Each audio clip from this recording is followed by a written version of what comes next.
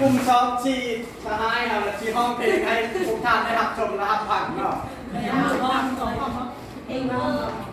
อันนี้ประกอบกันได้เลยจ้ะ จะไหนบ่ห้องเลย เ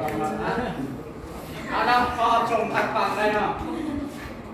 เราวันก็จะไปดินไปมาหากินจึงเอาไว้ให้ดี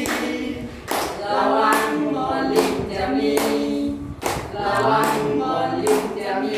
ถ้าเห็นผมดี